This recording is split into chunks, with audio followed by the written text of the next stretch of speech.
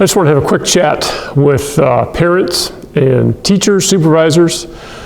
I had someone ask me here a while back, or not really accuse me, but they were concerned about why I was using actual problems from the homework when I'm showing students on the board how to do problems for each of these lessons. And I guess they thought I should be making up a problem similar but not giving away the answers to the problem.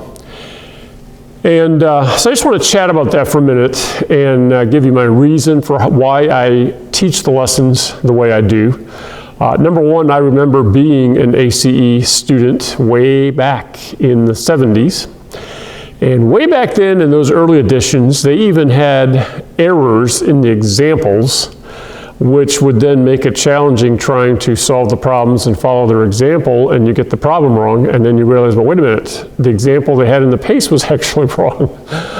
So I remember that frustration. I remember the frustration of understanding the examples that they would give, or they maybe only give one example, and it'd be an easy one.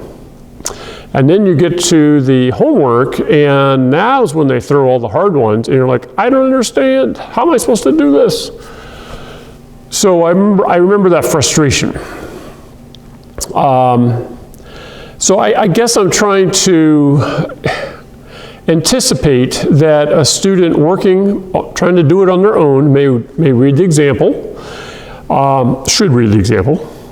And then they might start the homework and they might get through several problems and be successful with it and feel confident, but then they hit that rough one. And they're like, I've never seen one like this. This looks different than the others. How am I supposed to do this? So I try, as I'm looking over the lesson to teach the video, grab a couple that I anticipate or that I think a student would struggle with. And then I put that on the board, okay?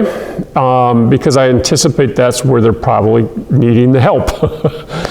I also am thinking that if a parent or supervisor or another student is going to come alongside and help, they probably can already help with the easier ones.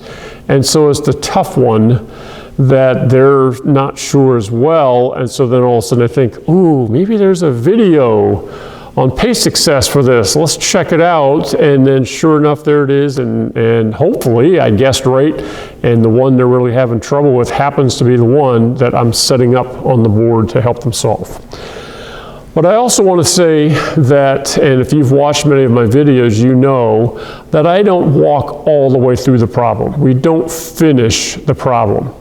So the student does have to do the last part on their own. Now you say, well, the last part's the easy part. I know, but they've had to follow along. They've had to watch the video, they've had to watch the steps, they've had to write it down in their pace to show their own work and be listening to the auditory instruction.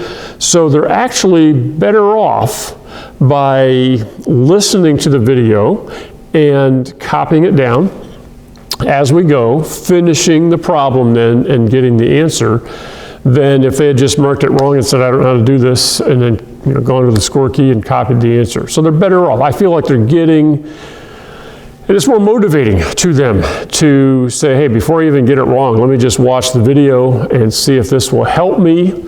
And hopefully we'll get some little tips in there that'll even help with some of the other problems and help them do the entire page or problem set with more confidence and more success.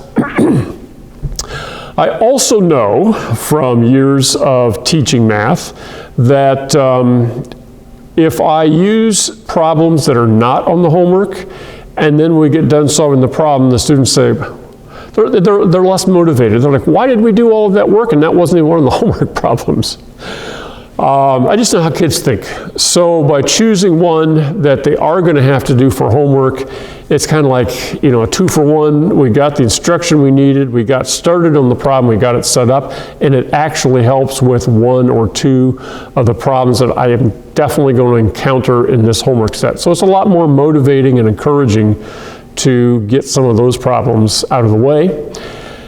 And then that hopefully, and for the sake of the student, not me, I don't really get anything out of this,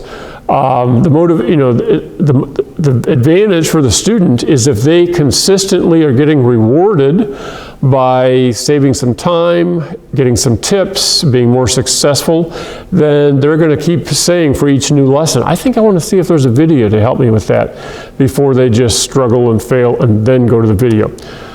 So I guess I am trying to reward them by saying, hey, you took the effort, you got on the computer, you went to find the video, you got the video instruction, and that's a good step. So now we want you to keep that pattern going as you go to the next lesson. Look for the video first instead of waiting until you struggle. And so I think that's another way that me using actual problems from the lesson kind of helps accomplish that goal. So I'm not giving answers away. If you've watched any of my videos, you know I'm not just putting answers on the board and saying copy these down and encouraging students to cheat. Not at all. I'm trying to give them instruction and teaching that will transfer then to all the other problems in the problem set. Anyways, I hope that allays any fears that you may have, and will encourage you to encourage your students to continue using the videos for their own benefit.